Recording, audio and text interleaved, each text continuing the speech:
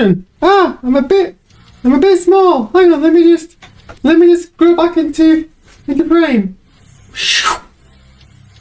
Special effects. Anyway, I've just been to go see Ant-Man and the Wasp: Quantumania by I came out of cinema almost 3 hours ago, but it took me a bit longer to get home, partly because I got sidetracked by, a homeless person asked me to help them into a hostel, and I was like, okay, I guess there's nothing I can do, I'll try to do whatever. So yeah, these are my thoughts on the film. Firstly, the fact that a trailer for Creed 3 played literally just before this film, and Creed 3 stars Jonathan Majors, kind of confirms me that that's him playing the Kang variant, and Creed 3 is part of the MCU. But Ant-Man and the Wasp: Quantumania, to put it bluntly, to get straight into it, to not kind of beat around the bush, it does what the Ant-Man and the Wasp franchise does best. It embraces its silly nature, but this film still works as a pivotal introduction into Phase 5. I don't know what all of the low ratings, like, I was scrolling through Letterboxd, a whole bunch of people are giving it 1 star, 2 star, 3, barely anyone's going past 3 stars. I give it 4 stars out of 5. I know on IMDb it's like 60 something percent critic review. I think it's about 70-80 audience review, so whoever, the Rotten Tomato crowd, the audience ones are a bit higher. I don't get the dislike. Maybe it's something I missed, but even if I missed like a whole bunch of like technical flaws with the film, I wasn't bored, I wasn't confused.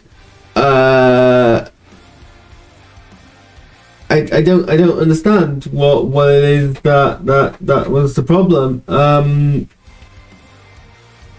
The strongest thing in the film, and I think even the critics, people who don't like the film, I agree, this is good, is Jonathan Majors' performance as Kang the Conqueror.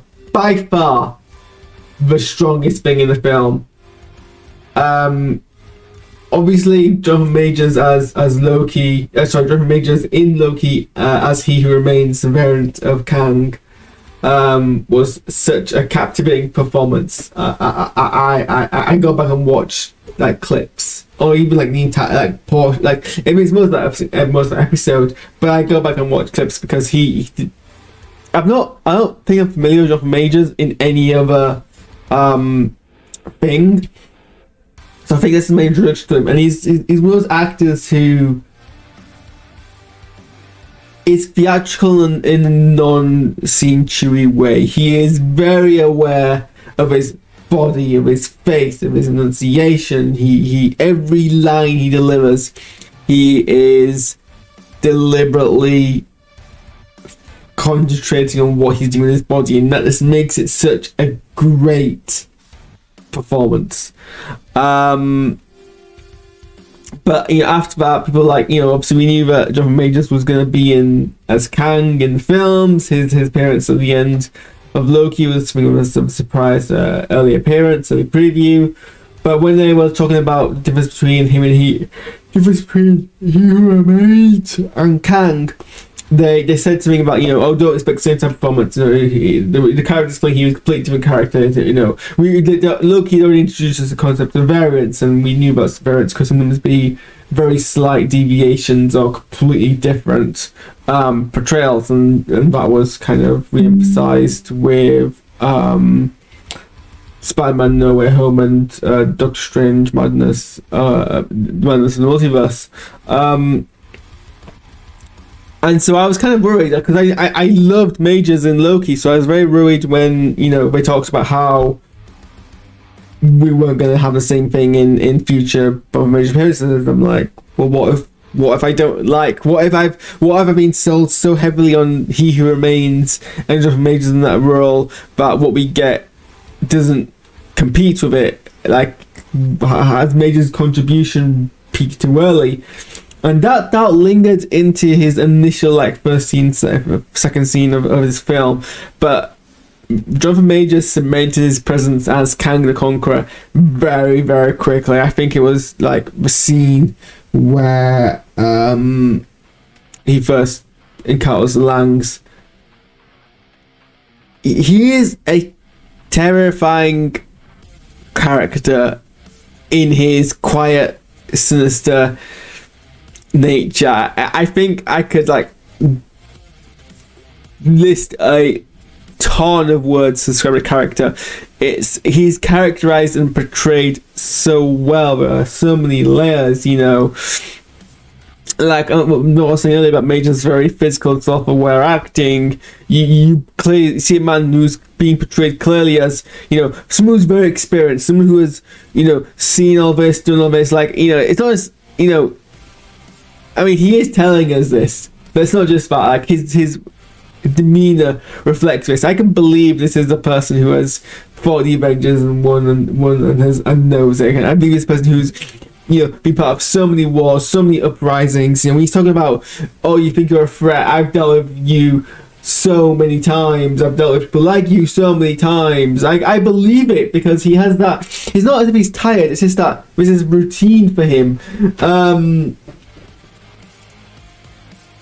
And like I feel his power, but like also there's still, it's not like he's not blasé, he's emotional, he's got strong will, he's not, you know, it's an interesting mix of a character, because normally villains who are quick to anger are the ones who are insecure, but he is very secure in his power, but he's still got that kind of danger aspect to him. Like, you know, when we first see, you know, when he first realizes that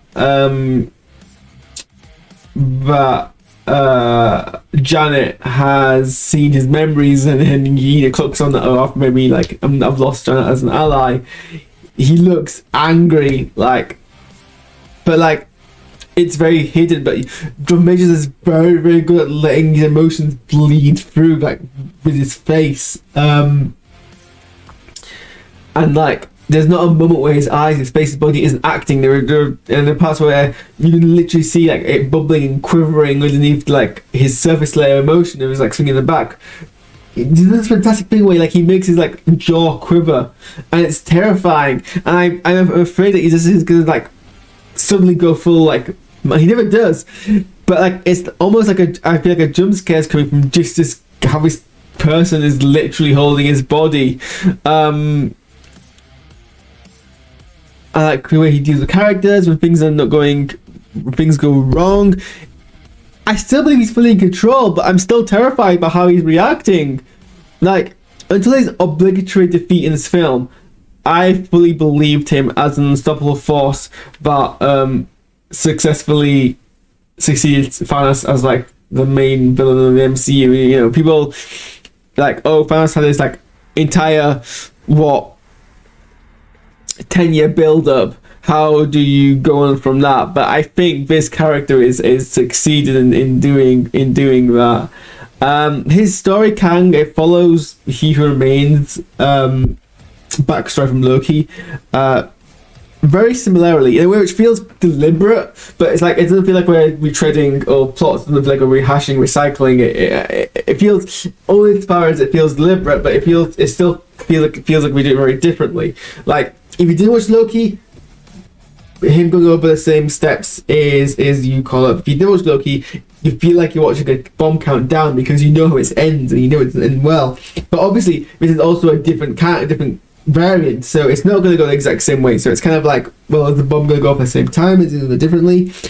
He Who Remains could very easily be this exact variant or variant of this exact Kang, but the only difference is between that Kang and this Kang is that Kang actually succeeded in defeating everyone and bringing the order. And I think that's maybe that's even implied, maybe that's even the point, because when Kang shows what his plan is, he shows that circle that we see in Loki. And so I think this is meant to be a variant of He Who Remains, but one who got defeated by Ant-Man and the Wasp and didn't actually succeed in doing that, because his steps go very similar, and you know,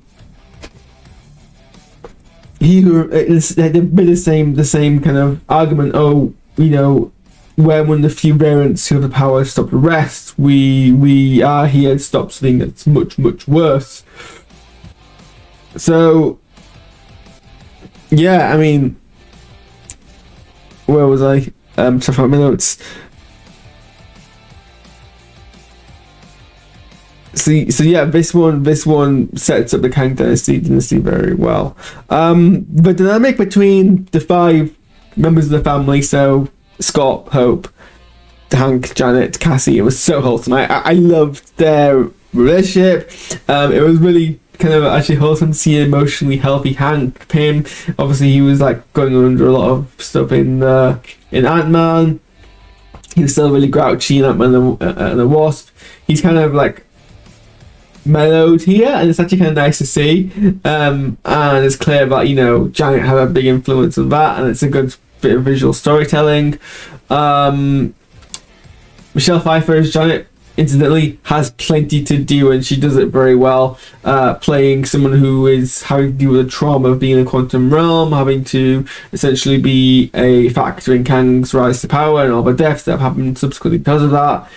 She shows that trauma very, very well. Scott's relationship with his daughter continues to be a very strong driving force behind his character, and it's believable. Kathy Newton does a great job playing a strong-willed Cassie as a newcomer to this franchise, who clearly takes after her father and her passion, but she still has a vulnerability that shows her age. Like, she's not a good fighter. She constantly gets beaten up by people, or she doesn't succeed in hitting them properly because she's not got that background that Scott and Hope do.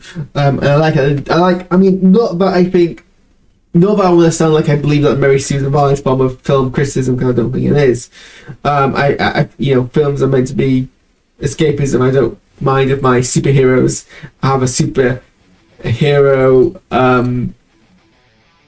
ability to pick up fighting skills, but equally I do like it when these defy expectations by being a bit realistic. And here, Cassie for a film doesn't become a proficient fighter. She uses other skills and her passion. Also, love to throw in ACAB in this film. That was neat. This film is set in a quantum realm, and I've seen people criticize the visual effects of the fact that this is like a big green screen film, because considering that it's set in a fantasial quantum realm, I'm not sure what the alternative is other than shooting it from a green screen. But yes, this film is a CGI fest, but it embraces that. It embraces both the silly visuals, so you get like a really imaginative designs, which I love, but it also embraces spectacle. There are some parts where it lingers on very beautifully rendered shots, which I love, and I actually think it's good. And I think Marvel has, I don't know why people are expecting hyper realism from Marvel CGI. It's very much meant to be the film version of comic books, to the point of having that kind of cartoonish element to it. So, I'm talking to you now, Lily. I don't know why. It's not if you had an opinion on this because you haven't seen the film. Exactly. But, yeah, I don't mind it. Sure, it's obviously CGI, but it's a comic book film. I'm not in here for the immersion. I'm here for the escapism. The two weak points for me in this film are MODOK and Hope.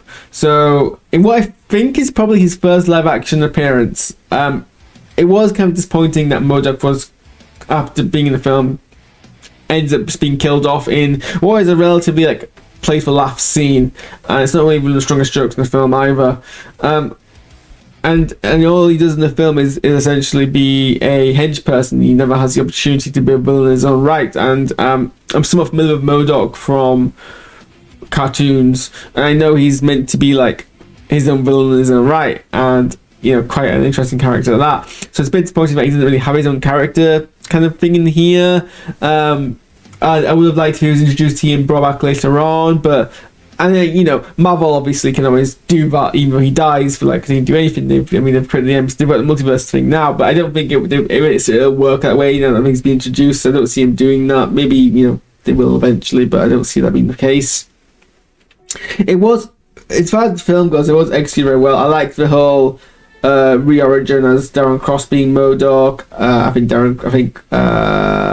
what his name is, Daniel, someone's Corey Stoll or whatever his name is, does a good job at kind of playing a slightly different but same character role.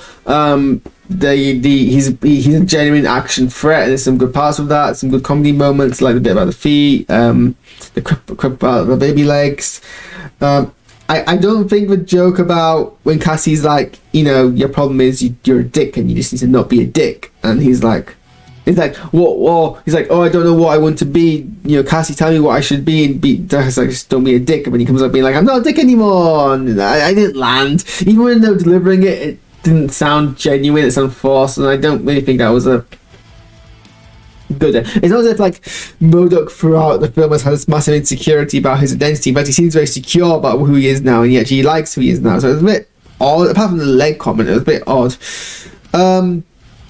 Well, the other thing I did think that film did a good job with, as it had with Ant-Man and Wasp, was portraying Wasp as a co-lead. In Ant-Man and Wasp, the whole thing was like, oh, Janet's not like the sub-hero to Ant-Man. Janet's like a lead in the film as well, even though obviously contractually Paul Rudd is the higher paid actor and gets the higher billing. And even, Ant-Man and Wasp, I'm not saying it was perfect. I think it still made it an Ant-Man film. It was still a story. Janet was just still supporting his story. But I think, over the the extent it has to do it, I do feel like it was more Janet's story. I feel, it was more about Janet getting Janet's mum back, a lot about her kind of own character. So, it was the balance was more there.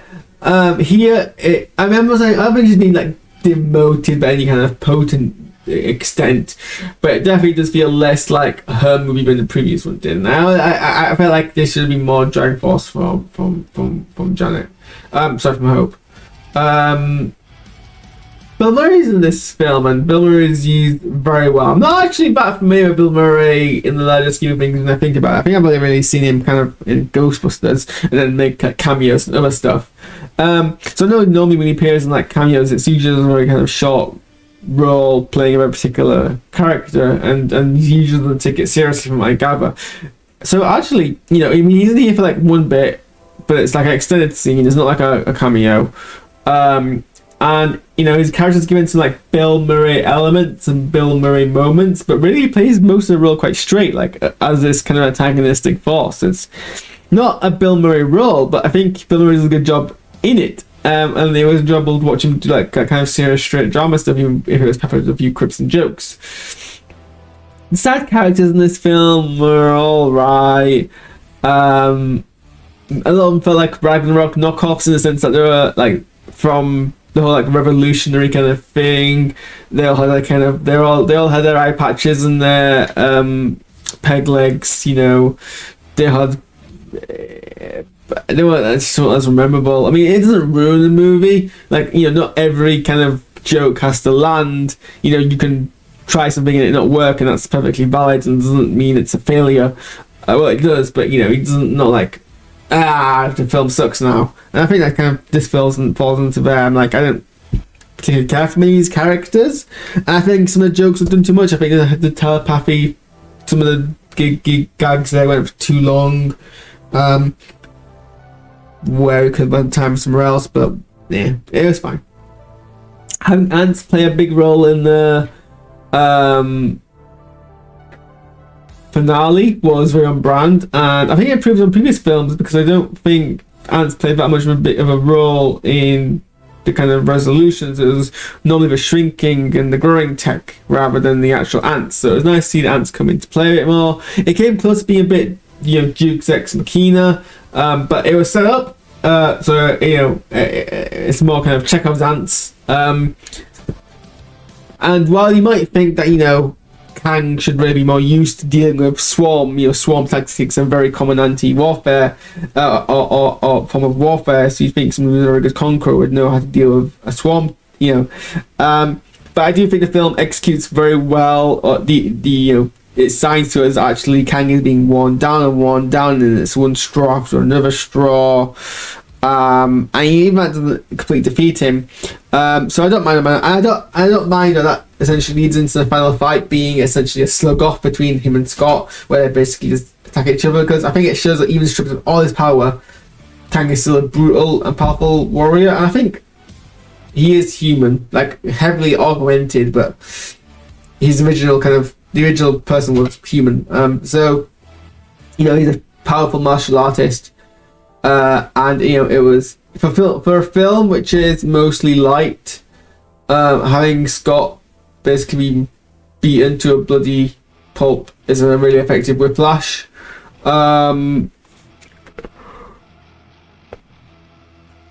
Sorry, and Major still pulls his weight during action scenes, like he still acts very well. So yeah, I mean, it's not like the best MCU film, and it's not blown me away, but I enjoyed it. I think it was generally a good film. So that's my thoughts. Let me know what you think. I yawning, falling asleep, and I probably should eat some food. So I'm gonna go, and to be honest, I'm gonna probably watch Picard. So I'll probably be back in a few hours. Give my thoughts on the Picard season 3 premiere, unless I fall in bed. I don't know. I'm having a fall asleep. I'm gonna do that. We'll see what happens. But thanks for watching. I was gonna end by shrinking, but I forgot to program that in, so we'll just do normal kind of credits. And I'll see you guys around. Goodbye.